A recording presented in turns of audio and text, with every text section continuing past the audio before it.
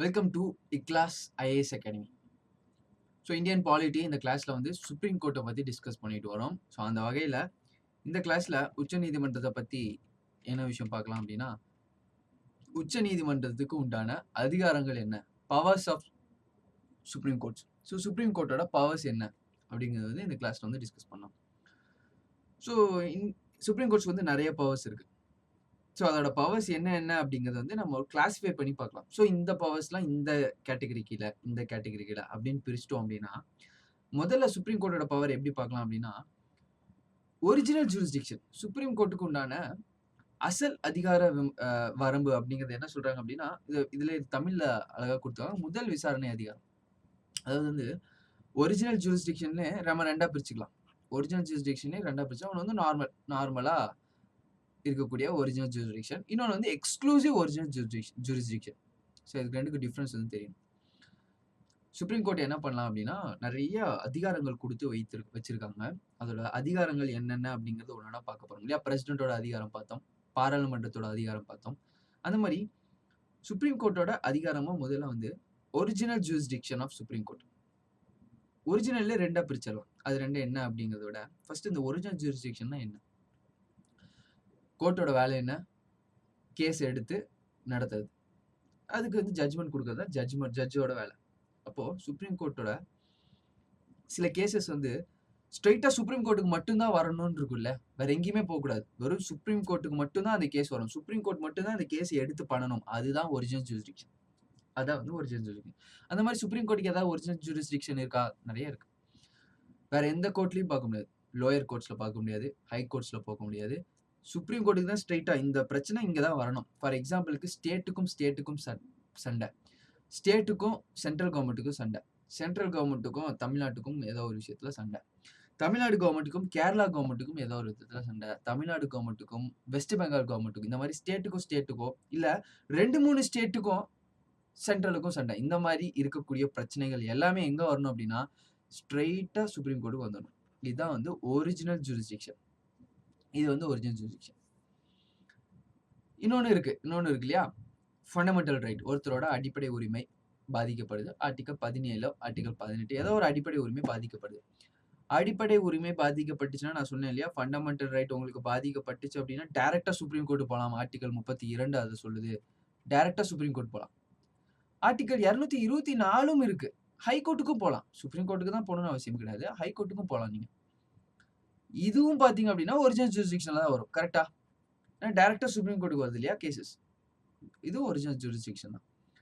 ஆனா ஆர்டிகல் 32 மூலியமா, அதாவது அடிப்படை உரிமை ஒருத்தருக்கு பாதிக்கப்பட்டுச்சு அப்படின்னா அவருக்கு சுப்ரீம் கோர்ட்டுக்கும் போகலாம், ஹை கோர்ட்டுக்கும் போகலாம். அதனால அது வந்து நார்மல் ஒரிஜினல் ஜூரிஸ்டிக்ஷன் கீழே வரும். ஸ்டேட்டுக்கும் பிரச்சனை, ஸ்டேட்டுக்கும் சென்டருக்கும் பிரச்சனை அப்படின்னா வேற எங்கேயுமே போக முடியாது. எக்ஸ்க்ளூசிவ் ஒரு சுப்ரீம் கோர்ட்டுக்கு மட்டும் தான் போக முடியும். அதான் எக்ஸ்க்ளூசிவ் ஒரிஜினல் ஜூரிஸ்டிக்ஷன். இப்போ வித்தியாசம் புரிஞ்சிருக்கும்னு நினைக்கிறேன். சுப்ரீம் கோர்ட்டுக்கு ஒரிஜினல் ஜூரிஸ்டிக்ஷன் பவர் இருக்கு. சுப்ரீம் கோர்ட்டுக்கு மட்டும் ஸ்ட்ரைட்டா முதல் விசாரணையே அங்க வந்துச்சு அப்படின்னா அதான் ஒரிஜினல் ஜூரிஸ்டிக்ஷன். எந்த மாதிரி கேசஸ் எல்லாம் வந்து சுப்ரீம் கோர்ட் ஒரிஜினலா எடுத்து பண்ணலாம், நிறைய கேசஸ் இருக்கு, அதை பார்க்கலாம்.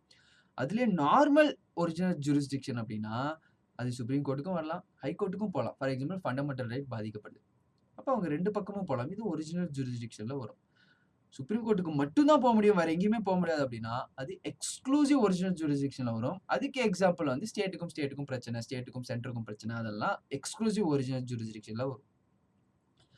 மத்தியம் மற்றும் ஒன்று அல்லது அதற்கு மேற்பட்ட மாநிலங்களுக்கு இடையில ஏதாவது பிரச்சனை நடக்குது, அது வந்து original jurisdiction of supreme court. Between 2 or more states, 2 ஸ்டேட்டுக்கு இடையில நடக்குது, அதுவும் ஒரிஜினல் ஜூரிஸ்டிக்ஷன். இதுல ஒரு இம்பார்ட்டன்டான கேட்ச் இருக்கு. எக்ஸப்ட் 2 ஸ்டேட்டுக்கு சண்டை நடக்குது, தமிழ்நாட்டுக்கும் கர்நாடகாவுக்கும் காவேரி வாட்டர் தொடர்பா சண்டை நடக்குது. இதை நீங்க சுப்ரீம் கோர்ட்ல மட்டும் தான் பார்க்க முடியும்னு அவசியம் இல்ல. சுப்ரீம் கோர்ட்ல இந்த கேஸே எடுக்க முடியாது. சுப்ரீம் கோர்ட்டால இந்த ரிவர் வாட்டர் டிஸ்பியூட்ஸ் இருக்கு பாத்தீங்களா, ஒரு ஸ்டேட்டுக்கும் இன்னொரு ஸ்டேட்டுக்கும் இருக்கக்கூடிய இந்த நதி நீர் பிரச்சனை, இதை வந்து சுப்ரீம் கோர்ட் எடுத்துக்காது. சரிங்களா? அதை வந்து இன்டர்ஸ்டேட் டிஸ்பியூட்ஸ் ஆகட்டும், ஃபைனான்ஸ் மேட்டர் ஆகட்டும், ஃபைனான்ஸ் கமிஷன் ஆகட்டும், நிதி ஆணையம் இருக்கு இல்லையா, இது ரெண்டும் தொடர்பான விஷயங்களை நம்ம என்ன பண்ணுவோம்னா சுப்ரீம் கோர்ட்ல ஒரிஜினலா எடுத்துக்க முடியாது. என்னதான் ஃபைனான்ஸ் நிதி ஆணையம் தொடர்பா 2 ஸ்டேட் சண்டை போட்டாலும், நிதி ஆணையம் தொடர்பா சென்ட்ரும் ஸ்டேட்டும் சண்டை போட்டாலும் இது வந்து சுப்ரீம் கோர்ட்டோட ஜூரிஸ்டிக்ஷன்ல வராது. Interstate water disputes. இந்த டிஸ்பியூட்ஸ் இப்ப கர்நாடகாவுக்கு அ கர்நாடகாவுக்கும், தமிழ்நாட்டுக்கும் பார்த்தீங்க அப்படின்னா, இந்த காவிரி வாட்டர் டிஸ்பியூட்ஸ் மூலியமா பிரச்சனை நடக்குது. வெறும் கர்நாடகாவும், தமிழ்நாடு மட்டும் அதில இன்வால்வ் ஆகல. கர்நாடகா, தமிழகம், கேரளா மற்றும் பாண்டிச்சேரி யூனியன் பிரதேசம். இந்த 4 மாநிலங்களும் என்னன்னா இந்த பிரச்சனையில இன்வால்வ் ஆகுது. அப்ப நீங்க நியூஸ்லாம் பார்த்திருப்பீங்க. நியூஸ்லாம் பார்த்தோமே சார் சுப்ரீம் கோர்ட்டே சொல்லிருச்சு. கர்நாடகா வந்து தமிழகத்துக்கு வந்து தண்ணி குடுக்கணும். ஆனா சுப்ரீம் கோர்ட்டோட இதையே வந்து கர்நாடகா ஏற்க மறுத்துருச்சு. இந்த மாதிரி தானே நம்ம நியூஸ் பார்க்குறோம். அப்ப இதுல சுப்ரீம் கோர்ட் உள்ள வந்திருக்கே. அப்புறம் நீங்க சுப்ரீம் கோர்ட் உள்ளேயே டீல் பண்ணவே முடியாது இல்லையா? இன்டர்ஸ்டேட் வாட்டர் டிஸ்பியூட்ட சுப்ரீம் கோர்ட் டீல் பண்ணவே முடியாதே அப்படிங்கிறீங்களே. கான்ஸ்டிடியூஷன்ல தெளிவா குறிப்பிட்டாங்க. சுப்ரீம் கோர்ட்டுக்கு பவர் கிடையாது. 2 ஸ்டேட்டுக்கு தண்ணி சம்மந்தமா பிரச்சனை. காவிரி தண்ணி சம்மந்தமா பிரச்சனை. சுப்ரீம் கோர்ட்டுக்கு பவர் கிடையாது. இந்த தண்ணிய இவங்களுக்கு குடுங்க. இந்த தண்ணி ஏன்னா, சுப்ரீம் கோர்ட் ஒரு லா படி தான் பார்க்கும். தண்ணி பிரச்சனைனா லா படி பார்க்கக்கூடாது. சரிங்களா? அது இந்த ஸ்டேட்டுக்கு ஜெயிச்சுச்சுன்னா, அந்த ஸ்டேட் தோத்துச்சு. அந்த மாரி விஷயங்கள். அது கல்ச்சுரல் ப்ராப்ளம். அது அந்த மக்களோட ப்ராப்ளம். அத வந்து அங்க ஒரு லா அப்ளை பண்ணி, இங்க இருந்தா அந்த சோர்ஸஸ் இருக்கு. ஸோ இவங்களுக்கு தான் அந்த தண்ணி சேரணும். இவங்கலாம் தண்ணி இல்லாம சாகணும். இந்த மாரிலாம் சொல்லக்கூடாது. அதனால சுப்ரீம் கோர்ட்டுக்கு ஸ்பெசிஃபிக்கா இன்டர்ஸ்டேட் ரிவர் வாட்டர் டிஸ்பியூட்ஸ்ல பார்க்கறக்கு அ ஜூரிஸ்டிக்ஷன் இல்ல. இத பார்லிமென்ட்க்கு தான் பவர் இருக்கு. இத பாராளுமன்றம் அ முடிவு பண்ணும். பாராளுமன்றத்தில இருக்கக்கூடியவங்க பார்த்தீங்க அப்டின்னா, மக்களால தேர்ந்தெடுக்கப்பட்டவங்க. அவங்களுக்கு தெரியும் இல்லையா? மக்களோட வாழ்வாதாரம். தண்ணி பிரச்சனை அப்டிங்கிறது ரூல் படிலாம் போகக்கூடாது. ஸோ என்ன ஒரு சுமூகமான தீர்ப்பு கொண்டு வர முடியுமோ, அந்த தீர்ப்ப வந்து பார்லிமென்ட் தான் கொண்டு வரணும். பார்லிமென்ட் கொண்டு வர முடியல அப்டின்னா, ஒரு தீர்ப்பாணையம் ஆரம்பிப்பாங்க. ட்ரிபியூனல்ஸ் ஆரம்பிப்பாங்க. அந்த ட்ரிபியூனல்ஸ் மூலியமா அந்த ஒரு பிரச்சனைய வந்து சால்வ் பண்ணுவாங்க. இந்த மாரி தான் வந்து கொண்டு வரணுமே தவிர, அ இந்த மாரி தான் கொண்டு வரணுமே தவிர, ஒரு கோர்ட்ல போயிட்டு கோர்ட் வந்து இந்த மாரி வாதாடி ஜெயிச்சு கர்நாடகா மட்டும் ஜெயிச்சிருச்சு.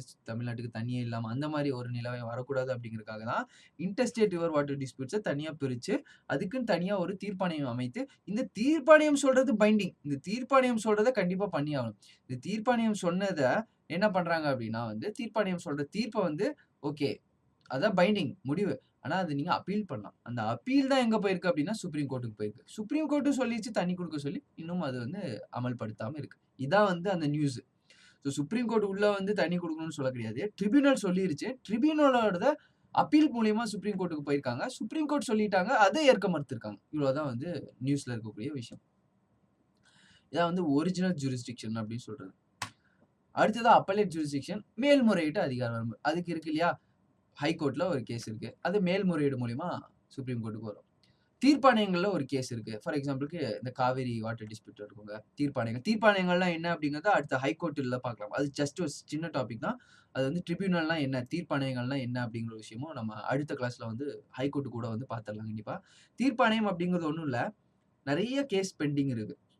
சுப்ரீம் கோர்ட்ல, ஹைகோர்ட்ல கிட்டத்தட்ட 4.2 crore கேஸஸ் பெண்டிங் இருக்கு தற்போது. இவ்வளோ கேஸஸ் பெண்டிங்ல இருக்கு.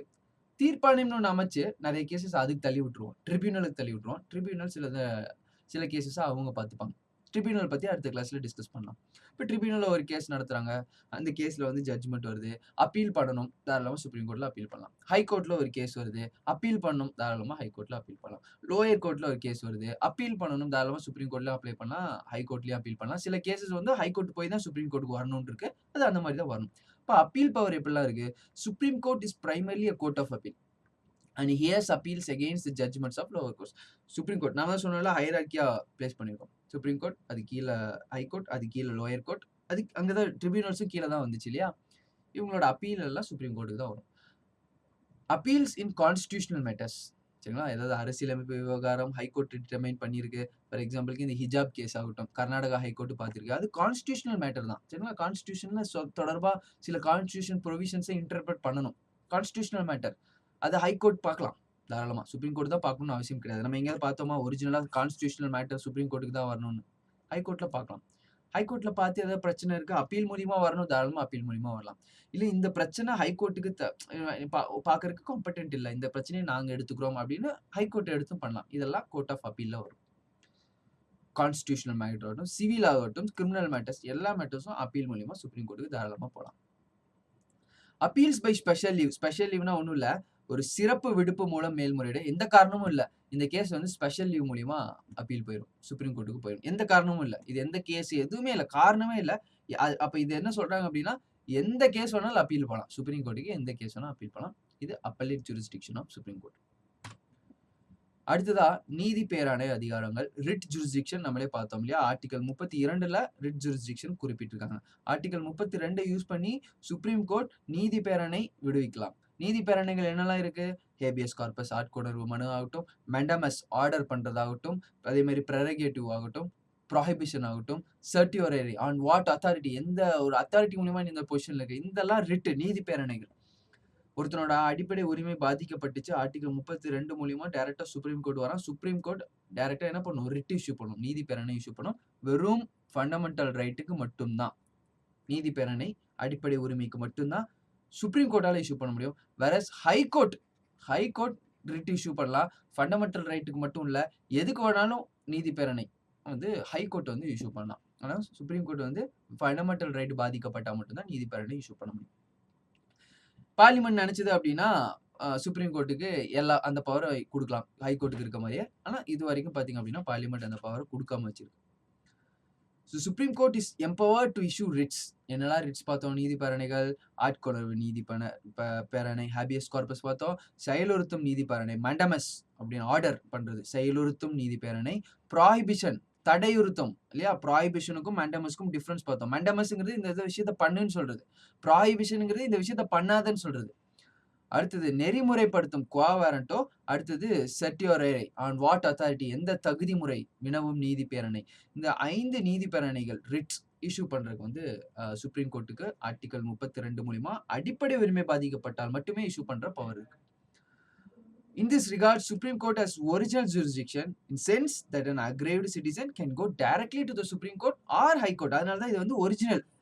இதே வந்து அங்க மட்டும் தான் போகணும் அப்படின்னா அது எக்ஸ்க்ளூசிவ். அப்பலேட் மூலியமாவும் போகலாம். ஹைகோர்ட்டுக்கு போய் அப்பீல் மூலியமாவும் பாத்தீங்க அப்படின்னா வரலாம். இதான் வந்து writ jurisdiction of supreme court. அடுத்தது பாத்தீங்க அப்படின்னா இன்னும் சில பவர்ஸ் வந்து சுப்ரீம் கோர்ட்டுக்கு இருக்கு. ஃபார் எக்ஸாம்பிளுக்கு அட்வைசரி ஜூரிஸ்டிக்ஷன் ஒன்று இருக்கும். அட்வைசரி ஆலோசனை அதிகாரங்கள். ஆர்டிகல் 142 மூலியமா சுப்ரீம் கோர்ட்டுக்கு பிரசிடென்ட் கேட்கிறார், இந்த கேஸ்ல வந்து எனக்கு ஒரு ஆலோசனை சொல்லுங்க அப்படின்னு பிரசிடென்ட் கேட்கிறார் அப்படின்னா கண்டிப்பா ஆலோசனை வழங்கியே ஆகணும். எப்போ அப்படின்னா கான்ஸ்டிடியூஷன் வந்தது 1950க்கு அப்புறம், கான்ஸ்டிடியூஷன் வந்ததுக்கு அப்புறம் சில விஷயங்கள் இருக்கும் இல்லையா? அந்த விஷயங்கள ஏதோ டவுட் சரிங்களா? பிரசிடென்ட்க்கு ஏதோ டவுட், பிரசிடென்ட்க்குனா கவர்மெண்ட்டுக்கு தான் ஏதோ டவுட். அப்போ உடனே பிரசிடென்ட் கிட்ட அந்த ஆர்டிகல் 142 மூலியமா இதை வந்து சுப்ரீம் கோர்ட் ஜட்ஜு கிட்ட வந்து கேட்டு தெளிவுபடுத்துங்க. உடனே சுப்ரீம் கோர்ட் ஜட்ஜு கிட்ட பிரசிடென்ட் வந்து கேட்பார் சரிங்களா? இப்போ இந்த மாதிரி கொலிஜியம் சிஸ்டம்னு ஒன்று நம்ம ஃபாலோ பண்றோமே, இது கரெக்டா இருக்குமா அப்படின்னு சொல்லிட்டு பிரசிடென்ட்க்கு ஒரு டவுட். பிரசிடென்ட் வந்து ஆர்டிகல் 142 மூலியமா சுப்ரீம் கோர்ட்ட கேட்கிறாரு. சுப்ரீம் கோர்ட்ட கேட்கிற விஷயம் 1950க்கு அப்புறம் கான்ஸ்டிடியூஷனுக்கு அப்புறம் வந்தது. அதனாலதான் போஸ்ட் கான்ஸ்டிடியூஷன் விஷயம் ஏதாவது இருந்துச்சு அப்படின்னா, போஸ்ட் கான்ஸ்டிடியூஷன் அப்படின்னா கான்ஸ்டிடியூஷன் வந்ததுக்கு அப்புறம் இருக்கக்கூடிய ஏதாவது சந்தேகங்களை கேட்டாங்க அப்படின்னா பிரசிடென்ட் பவுண்ட் டு ஆன்சர். அவர் கண்டிப்பா ஆன்சர் பண்ணி ஆகணும். அவங்க கேட்ட கேள்விக்கு ஆன்சர் பண்ணி ஆகணும். பண்ணலாம், பண்ண முடியாது அப்படிங்கறத ஆன்சர் பண்ணி ஆகணும். வேறஸ் ப்ரீ கான்ஸ்டிடியூஷன், கான்ஸ்டிடியூஷன் வரக்கு முன்னாடி ஏதாவது ட்ரீட்டி ஒப்பந்தங்கள் மூலியமா ஏதாவது ஒரு சந்தேகங்கள் இருக்கு அப்படின்னா அதையும் கேட்கறாங்க. அதை வந்து பிரசிடென்ட் கண்டிப்பா ஆன்சர் பண்ணணும் அவசியம் கிடையாது. பிரசிடென்ட் வந்து அதை ஆன்சர் பண்ணாம இருக்கலாம். ஸோ இதான் சிம்பிள். ஆர்டிகல் 142 மூலியமா அட்வைசரி ஜூரிஸ்டிக்ஷன் ஆலோசனை வழங்கும் அதிகாரம் சுப்ரீம் கோர்ட்டுக்கு கொடுக்கப்பட்டிருக்கு. பிரசிடென்ட் அந்த மாதிரி ஏதாவது ஒரு விஷயம் கேட்டார் அப்படின்னா வந்து போஸ்ட் கான்ஸ்டிடியூஷன் விஷயமா இருந்துச்சு அப்படின்னா கண்டிப்பா அதுக்கு ஒரு பதில் கொடுத்தே ஆகணும். ப்ரீ கான்ஸ்டிடியூஷனா இருந்துச்சு அப்படின்னா பதில் கொடுக்காம கூட போகலாம் இல்லையா? அது ப்ரீ கான்ஸ்டிடியூஷனல் ட்ரீட்டி. ஓகே, அது கான்ஸ்டிடியூஷன் வரக்கு முன்னாடி இருக்கக்கூடிய விஷயங்கள் அதை சுப்ரீம் கோர்ட்டால இன்டர்பிரட் பண்ண முடியல, தாராளமா அவங்க பதில் சொல்லாம இருக்கலாம். போஸ்ட் கான்ஸ்டிடியூஷனா கண்டிப்பா பதில் சொல்லியே ஆகணும். ஸோ இதெல்லாம் தான் வந்து சுப்ரீம் கோர்ட்டுக்கு உச்ச நீதிமன்றத்துக்கு கொடுக்கப்பட்ட சில சிறப்பு அதிகாரங்கள். இப்போ சுப்ரீம் கோர்ட்ஸை பத்தி இருக்கக்கூடிய சில ஃபேக்சுவலான விஷயங்கள் அப்படின்னு பார்க்கணும் அப்படின்னா, முதல் தலைமை நீதிபதியா ஹெச்.ஜே. கனியா அப்படிங்கிறவங்க வந்து 26 ஜனவரி 1950 அன்னைக்கே வந்து இந்தியன் கான்ஸ்டிடியூஷன் இம்ப்ளிமெண்ட் பண்ண போதே வந்து பிரசிடென்ட் வந்து ஹெச்.ஜே. கனியா அப்படிங்கிறவங்க வந்து அப்பாயிண்ட் பண்ணாங்க. அதே மாதிரி கடைசியா இப்ப இருக்கிறது வந்து 48வது தலைமை நீதிபதி, அவர் பேர் என்.வி. ரமணா. ஸோ அவரோட பதவி காலம் பார்த்தீங்க அப்படின்னா வந்து 26 ஆகஸ்ட் 2022 வரக்கூடிய காலங்களில் வந்து முடிய போகுது. இதுக்கு முன்னாடி 47வதா இருந்தவர் வந்து ஷரத் அரவிந்த் போப்தே, எஸ்.ஏ. போப்தே. அவர் வந்து இருந்தார். இவங்க காலம்லாம் மனப்பாடம் பண்ண அவசியம் கிடையாது. ஸோ இவங்கெல்லாம் இருக்காங்க அடுத்தடுத்து இருக்காங்க. இப்ப இருக்கக்கூடியவங்களும், இதுக்கு முன்னாடி இருக்கக்கூடியவங்களும், முதல்ல இருக்கக்கூடிய ஒரு பேரும் கண்டிப்பா ஞாபகம் வச்சுக்கோங்க. மனப்பாடமா வச்சுக்கோங்க. குரூப் 4ஸ்ல இந்த மாரி கொஸ்டின்ஸ் வந்து கேட்கலாம். அடுத்ததா வந்து இந்த ஜுடிஷியல் ரிவ்யூ. நீதி புனராய்வு அதிகாரம். இந்த நீதி புனராய்வு அதிகாரம் கூட இந்த பப்ளிக் இன்ட்ரெஸ்ட் லிட்டிகேஷன். இந்த விஷயம் ஜஸ்ட் ஷார்ட்டா தெரிஞ்சுக்கோங்க. Tamil Nadu public service examination point of வியூல இவ்ளோ தூரம் ரொம்ப டீப்பா தெரியணும்னு அவசியம் கிடையாது. இந்த 2 டாபிக்கும். இதெல்லாம் ரொம்ப ரீசென்ட்டான டெவலப்மெண்ட்ஸ். இந்த பில் எல்லாம் பார்த்தீங்க அப்படின்னா, பப்ளிக் இன்ட்ரெஸ்ட் லிட்டிகேஷன்லாம் 2009க்கு அப்புறம் வந்துக்கூடிய ஒரு கான்செப்ட் அப்படின்னே சொல்லலாம். பழசே இருந்துச்சு. ஆனா 2009ல இருந்து ரொம்ப தெளிவாக வந்துச்சு. ஃபர்ஸ்ட் வந்து இந்த நீதி புனராய்வு அதிகாரம், ஜுடிஷியல் ரிவ்யூ இந்தியன் கான்ஸ்டிடியூஷன் மூலியமா சுப்ரீம் கோர்ட்டுக்கு குடுத்துருக்காங்களா அப்படின்னா, ஆர்டிகிள் 13ல குறிப்பிட்டிருக்காங்க. ஆர்டிகிள் 13ல குடுத்துருக்காங்க. ஜுடிஷியரி ரிவ்யூ இந்தியன் கான்ஸ்டிடியூஷன் மூலியமா சுப்ரீம் கோர்ட்டுக்கு குடுத்துருக்காங்க. சுப்ரீம் கோர்ட் என்ன பண்ணும் அப்படின்னா, ஏதாவது சட்டம் இயற்றுனாங்க, ஏதாவது சட்டம் அமல்படுத்துறாங்க, இந்த லெஜிஸ்லேச்சர் அவங்க வேலையை பண்றாங்களா, எக்ஸிக்யூட்டிவ் இந்த வேலையை பண்றாங்களா, இது எல்லாத்தையும் சுப்ரீம் கோர்ட் எடுத்து பார்த்துச்சுன்னு வைங்க. இவங்க வேலையை ஒழுங்கா பண்ணல, இதை மாத்துங்க. இவங்களோட வேலையை, அதாவது சட்டம் இயற்றுற வேலையை இவங்க ஒழுங்கா செய்யலன்னு சொல்லி ஜுடிஷியரி சொல்லுது. அது வந்து சட்டம் இயற்றுறவங்க வந்து எலெக்டட் பாடி. இவங்க ஜஸ்ட் அப்பாயிண்டட் பாடி. ஒரு அப்பாயிண்டட் பாடி எலெக்டட் பாடிக்கு கமெண்ட் பண்ணலாமா? ஜுடிஷியல் ரிவ்யூ அப்ப பவர் இருக்கா? சுப்ரீம் கோர்ட்டுக்கு பவர் இருக்கு. ஜுடிஷியல் ரிவ்யூக்கு பவர் இருக்கு. அதனால வந்து சில காலகட்டத்துல என்ன பண்ணாங்க அப்படின்னா, அட்டவணை 9ன்னு ஒண்ணு கொண்டு வந்து, அட்டவணை 9க்குள்ள எதெல்லாம் இருக்கோ அதெல்லாம் ஜுடிஷியல் ரிவ்யூ பண்ண முடியாது. அதெல்லாம் வந்து சுப்ரீம் கோர்ட் நீதி புனராய்வு பண்ண முடியாது அப்படின்னு சொல்லிட்டாங்க. அதுக்கப்புறம் காலப்போக்குல மறுபடியும் என்னன்னா, ஜுடிஷியல் ரிவ்யூ எல்லாத்துக்குமே இருக்கு. சுப்ரீம் கோர்ட் எதை வேணாலும் ரிவ்யூ பண்ணலாம் அப்படிங்கிற ஒரு விஷயம் வந்துச்சு. இப்ப தற்காலிகமா இப்ப நீங்க எக்ஸாம்க்கு படிக்கிறீங்க. இப்ப at the point of time இப்ப ஷெட்யூல் 9 அட்டவணை 9ல இருக்க விஷயத்த வந்து ஜுடிஷியல் ரிவ்யூ பண்ண முடியாதா? ஜுடிஷியரி ரிவ்யூ பண்ண முடியாதா? அப்படின்னா வந்து தாராளமா ரிவ்யூ பண்ணலாம் அப்படின்னு ஞாபகம் வச்சுக்கோங்க. இப்ப எந்த விதமான ரெஸ்ட்ரிக்ஷனும் சுப்ரீம் கோர்ட்டுக்கு கிடையாது. ஜுடிஷியல் ரிவ்யூ அப்படிங்கிறது ஒண்ணும் இல்ல. Is the power of the supreme court to examine the constitutionality of legislative and executive orders of both the central and the state government. மாநில அமைச்சகமாகட்டும், மத்திய அமைச்சகமாகட்டும், சட்டம் இயற்ற வேலையாகட்டும், சட்டத்தை நிர்வாகத்துறை ஆகட்டும், இவங்கள கரெக்டா பண்றாங்களா? இவங்களை கொஸ்டின் பண்ற பவர் ஜுடிஷியரிக்கு இருக்கு. அது பேர் தான் ஜுடிஷியரி ரிவ்யூ. இந்த ஜுடிஷியரி ரிவ்யூ அப்படிங்கிற கான்செப்ட் எங்க இருந்து எடுத்திருக்காங்க அப்படின்னா, யூஎஸ்ல இருந்து எடுத்திருக்காங்க. யுனைடெட் ஸ்டேட்ஸ்ல இருந்து ஜுடிஷியரி ரிவ்யூ அப்படிங்கிற ஒரு கான்ஸ்டிடியூஷன் எடுத்திருக்காங்க. யூகேல எல்லாம் அது கிடையாது. சரிங்களா? யூகேல பாத்தீங்கன்னா பார்லிமெண்ட் தான் சுப்ரீம் பாடி. பார்லிமெண்ட் தான் சுப்ரீம். பார்லிமெண்ட் நினைச்சதுன்னா என்ன வேணாலும் பண்ணலாம். அதான் சொல்லிப்பாங்க, யூகே பார்லிமெண்ட் நினைச்சது அப்படின்னா என்ன வேணாலும் பண்ணலாம். எக்ஸப்ட் பாய கேர்ளா மாத்த முடியாது, கேர்ளை பாயா மாத்த முடியாது. அதை தவிர பார்லிமெண்ட் நினைச்சதுன்னா என்ன வேணா பண்ணலாம் அப்படின்னு யூகே பார்லிமெண்ட் சொல்லியிருப்பாங்க. வேறஸ் யூஎஸ்ல அப்படி கிடையாது. இந்தியால அப்படி கிடையாது. இந்தியாலையும் யூஎஸ்லயும் constitution is the supreme. Parliament supreme கிடையாது. பிரசிடென்ட் சுப்ரீம் கிடையாது. எக்ஸிகியூட்டிவ் சுப்ரீம் கிடையாது. ஐஏஎஸ், ஐபிஎஸ் யாருமே சுப்ரீம் கிடையாது. கான்ஸ்டிடியூஷன் இஸ் த சுப்ரீம் இந்தியால.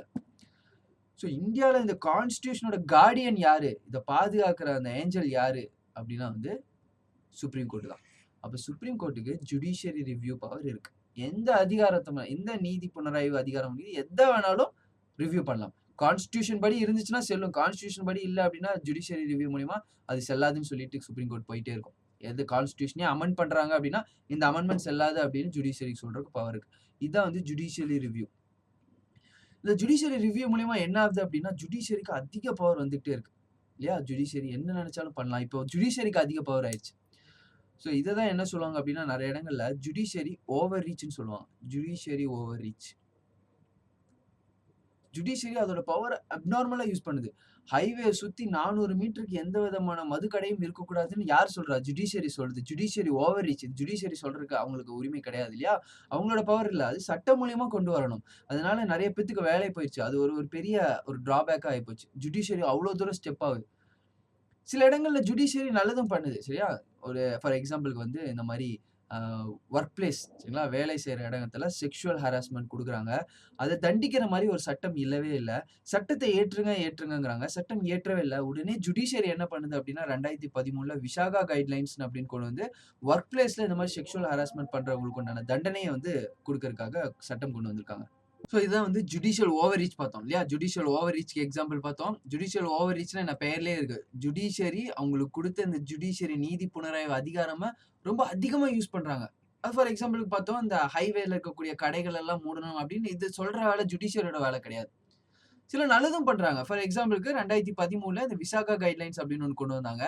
ஸோ இந்த செக்ஷுவல் ஹராஸ்மென்ட் ஒர்க் பிளேஸ்ல இருக்கக்கூடிய வேலை செய்யற இடங்கள்ல இருக்கக்கூடிய இந்த செக்ஷுவல் ஹராஸ்மென்ட்ட தடுக்கிறதுக்கு ஒரு சட்டம் இயற்றுங்க அப்படின்னு சொல்லிட்டே இருக்காங்க. சட்டம் இயற்றல. உடனே என்ன பண்ணிட்டாங்க? சட்டம் இயற்ற வேலையை யார் எடுத்துட்டாங்க அப்படின்னா சுப்ரீம் கோர்ட் எடுத்துட்டாங்க. இதெல்லாம் ஒரு ஜுடிஷியல் ஓவர் ரீச்ச பாசிட்டிவ் வழியில பார்க்கலாம். ஸோ எந்த இடத்துல இது பாசிட்டிவ், நெகட்டிவா மாறும் அப்படிங்கிறத நிர்ணயிக்கிற அந்த கோடு இல்ல. அதனால இந்த ஜுடிஷியல் ரிவ்யூ நெறைய இடங்கள்ல வந்து ரொம்ப இதாவும் பேசப்படுது. அதாவது ஜுடிஷியரி அவங்களோட அ அவங்களோட பொசிஷன்லேருந்து மேல, அதாவது அவங்க சர்க்கிள்லேருந்து வெளிய வராங்க. லெஜிஸ்லேச்சர் பண்ற வேலையும், எக்ஸிக்யூட்டிவ் பண்ற வேலையும் இவங்க பண்றாங்க. அப்படிங்கிற ஒரு குற்றச்சாட்டும் இருக்கு. இப்ப இந்த ஜுடிஷியரி ரிவ்யூல இருந்து வந்த கான்செப்ட் தான் பிஐஎல் அப்படிங்கிற public interest litigation. Public interest litigation. So இது ஒண்ணும் இல்ல. பப்ளிக் இன்ட்ரெஸ்ட் லிட்டிகேஷன் அப்படிங்கிறத நீங்க நியூஸ் பேப்பர்ல பார்ப்பீங்க. புக்ஸ்லயே நீங்க நெறைய இடங்கள்ல பார்ப்பீங்க. அத பத்தி உங்களுக்கு புரியாம இருக்கக்கூடாது அப்படிங்கிறதுக்காக நான் இத பத்தி பிரீஃபா சொல்றேன். ஸோ சாதாரண மக்கள் ஆகட்டும். சரிங்களா? சாதாரண மக்கள் இருக்காங்க. இவங்க என்னன்னா வந்து ஒரு மக்கள் வந்து பாதிக்கப்படுறாங்க. ஃபார் எக்ஸாம்பிள்க்கு வந்து ஒரு குறிப்பிட்ட இடத்துல வந்து பார்த்தீங்க அப்படின்னா, கால்வாய் உடைஞ்சு தண்ணி போகுது. சாக்கடை தண்ணி போகுது. அந்த சாக்கடை தண்ணீல நின்னு கொசு வருது. அதுல நின்னு யானைக்கால் நோய் வருது. அங்க இருக்கக்கூடிய ஏழை மக்களால அத போய் கவர்மெண்ட்ட சொல்ல முடியல. கவர்மெண்ட் கிட்ட கேட்க முடியல. ஸோ அதனால பிரச்சனையில பாதிக்கப்படுறாங்க. அந்த பிரச்சனைய சரிங்களா? அது மத்தவங்களோட பிரச்சனை தான். அத நீங்க என்ன பண்ணணும் அப்படின்னா, டைரக்ட்டா சுப்ரீம் கோர்ட்க்கு கொண்டு போணும். இவங்களுக்கு வந்து கவர்மெண்ட் கிட்ட கேட்டு பார்த்தாச்சு. கவர்மெண்ட்டே பண்ணணும் இல்லையா? இந்த மாரி ஒரு விஷயம் வந்தா கவர்மெண்ட்டே வந்து அவங்களுக்கு சரி பண்ணணும். கவர்மெண்ட்ட கேட்டுட்டு பண்ண முடியல. ஸோ இந்த மக்களோட இந்த அண்டர் பிரிவிலேஜ்ட் மக்களுக்கு நீதி கிடைக்கணும்னு சொல்லிட்டு டைரக்ட்டா சுப்ரீம் கோர்ட் கிட்ட வேற ஒருத்தர் போய் கேட்கிறாரு பார்த்தீங்களா? இவங்க பாதிக்கப்பட்ட மக்களுக்கு சாதகமா சரிங்களா? அவங்கள ரெப்ரசென்ட் பண்ணி வேற ஒருத்தர் போய் இந்த கேஸ் போடுறாரு. இதுதான் பில்ன்னு சொல்லுவாங்க. பப்ளிக் இன்ட்ரெஸ்ட் லிட்டிகேஷன் அப்படின்னு சொல்லுவாங்க. ஜெயில்ல ஒருத்தர் இருக்காரு. Under trial. ரொம்ப வருஷமா அவரு பார்த்தீங்க அப்படின்னா வந்து கேஸ் கேஸே வரல. அண்டர் ட்ரையல்னா அவருக்கு தண்டனை குடுக்கல. ஆனா தண்டனை குடுக்கறதுக்கு முன்னாடி அண்டர் ட்ரையல்ல வச்சிருக்காங்க. அவரு பார்த்தீங்க அப்டின்னா, அவரு போய் டைரக்ட்டா போய் சுப்ரீம் கோர்ட் கிட்ட வாதாட முடியாது. எந்த விஷயத்தையும் பண்ண முடியாது. ஸோ அவர ரெப்ரசென்ட் பண்ணி வேற ஒருத்தர் போய் ஒரு சோசியல் ஆக்டிவிட்டீஸ் போய் ஒரு கேஸ் சுப்ரீம் கோர்ட்ல குடுக்குறாரு. ஸோ இதெல்லாம் தான் பப்ளிக் இன்ட்ரெஸ்ட் லிட்டிகேஷன் அப்டின்னு சொல்லுவாங்க. வேற ஒருத்தருக்காக பப்ளிக்லி மோட்டிவேட்டட் சரிங்களா? Socially awared person. ஸோ வேற ஒருத்தருக்காக இவரு போய் அவரு பிஹாஃபா ஒரு கேஸ வந்து டைரக்ட்டா சுப்ரீம் கோர்ட்ல போய் போடுறாங்க அப்டின்னா, அதுதான் பப்ளிக் இன்ட்ரெஸ்ட் லிட்டிகேஷன். இந்த மாரி கேஸஸ் போடுறதுக்கு எந்த விதமான ப்ரொசீஜரும் கிடையாது. ஸ்டாம்ப் ஒட்டணும், மனு போடணும். எதுவுமே இல்ல. சாதாரணமா ஒரு வெள்ள பேப்பர்ல எடுத்து குடுத்தா கூட சுப்ரீம் கோர்ட் அந்த கேஸ வந்து எடுத்துக்கும். அந்த மாரி கேஸஸ் பேர் தான் பப்ளிக் இன்ட்ரெஸ்ட் லிட்டிகேஷன். ஸோ இதோட கான்செப்ட் ஏன்னு புரியுதா? Under privileged people. ஒண்ணுமே தெரியாது நீதிகள பத்தி. அவனுக்கு நீதி கிடைக்கணும். அவன் போயிட்டு ஒரு லாயர பார்த்துட்டு ஒரு ஸ்டாம்ப் ஒட்டி, ஒரு பேப்பர்ல எழுதி அவனால அதெல்லாம் பண்ண முடியாது. ஸோ அவனுக்கும் நீதி கிடைக்கணும் அப்படிங்கிறதுக்காக இந்த பில் அப்படிங்கிற ஒரு கான்செப்ட் வந்துச்சு. ஆனா காலப்போக்குல இது எப்படி ஆயிடுது? ஸோ ஒருத்தன பழி வாங்கணும் அப்படிங்கிறதுக்காக இந்த பப்ளிக் இன்ட்ரெஸ்ட் லிட்டிகேஷன் அப்படிங்கிறது பொலிட்டிக்கலி இன்ட்ரெஸ்ட் லிட்டிகேஷனா மாறுது. சரிங்களா? இல்லாட்டி பிரைவேட் இன்ட்ரெஸ்ட் லிட்டிகேஷனா மாறுது. பப்ளிசிட்டி இன்ட்ரெஸ்ட் லிட்டிகேஷனா இந்த மாரி ஒரு கேஸஸ் போட்டு ஒரு ஒரு மக்கள் மத்தியில ஒரு பப்ளிசிட்டி வாங்குறதுக்காக போடுறாங்க. இந்த மாரி அது காலப்போக்குல அதோட தன்மையும் மாறிட்டு இருக்கு. ஸோ இவ்வளவுதான் பில். இப்ப பப்ளிக் இன்ட்ரெஸ்ட் லிட்டிகேஷன் அப்படிங்கிறது நெறைய இடங்கள்ல பார்ப்பீங்க இல்லையா? அது வந்து இததான் சொல்றாங்க. இந்த பப்ளிக் இன்ட்ரெஸ்ட் லிட்டிகேஷன சோசியல் இன்ட்ரெஸ்ட் லிட்டிகேஷன் அப்படின்னு கூட சொல்லுவாங்க. பொதுவா எதுக்கு வந்துச்சு அப்படின்னா, எல்லாத்துக்கும் நீதி கிடைக்கணும். இப்ப நீதி கிடைக்கிறதுக்கு வந்து டிஃபைன்டு வே தான் இருக்கு. ஒரு ஒரு ஸ்ட்ரக்சர்டு வேல தான் போய் நீதி வாங்கணும்னு அவசியம் இல்ல.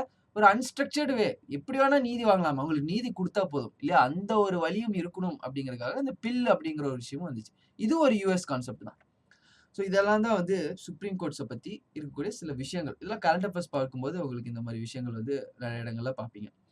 ஸோ இது பாருங்க. ஆன் எக்ஸாமினேஷன் சுப்ரீம் கோர்ட் பாக்குது ஜுடிஷியல் ரிவ்யூ மூலியமா. If they are found to be violation of the constitution ultra வயர்ஸ்ன்னு சொல்லுவாங்க லாட்டின்ல. அல்ட்ரா வயர்ஸ் அப்படின்னா, கான்ஸ்டிடியூஷன வயலேட் பண்ற மாரி ஏதாவது புரோவிஷன்ஸ் இருக்கு அப்படின்னா, they can be declared as illegal, unconstitutional and invalid. சரிங்களா? இது வந்து சுப்ரீம் கோர்ட்க்கு இந்த பவர் இருக்கு. ஸோ இதான் வந்து சுப்ரீம் கோர்ட் இருக்கக்கூடிய சில முக்கியமான விஷயங்கள வந்து நம்ம டிஸ்கஸ் பண்ணோம். இத தாண்டி வந்து அடுத்ததா ஹை கோர்ட்ஸுக்கும், ட்ரிபியூனல்ஸ் பத்தியும் என்ன அப்படிங்கிறத ஜஸ்ட் வந்து அடுத்த கிளாஸ்ல வந்து நம்ம பார்ப்போம். அது முடிச்சோனே அடுத்து வந்து இன்டர்ஸ்டேட் ரிலேஷன், எமர்ஜென்சி புரோவிஷன்ஸ் இதெல்லாம் டிஸ்கஸ் பண்ணுவோம். இதெல்லாம் முடிச்ச உடனே அடுத்ததா கான்ஸ்டிடியூஷனல் பாடிஸ் என்னலாம் இருக்கு, நான் கான்ஸ்டிடியூஷனல் பாடிஸ் என்னலாம் இருக்கு. இந்த மாரி விஷயங்கள நம்ம லைட்டா டிஸ்கஸ் பண்ணும்போது, உங்களுக்கு ஓவராலா பாலிட்டி அப்படிங்கிற சாப்டர் கம்ப்ளீட் ஆயிரும். கிளாஸஸ் பார்க்கும்போது கரண்ட் அஃபேர்ஸ் படிக்கிற ஹேபிட் வச்சுக்கோங்க. கரண்ட் அஃபேர்ஸையும் இந்த கிளாஸஸையும் பார்த்தீங்கன்னா கம்பைன் பண்ணி படிச்சுக்கலாம். தேங்க் யூ ஃபார் வாட்சிங் இக்ளாஸ் ஐஏஎஸ் அகாடமி.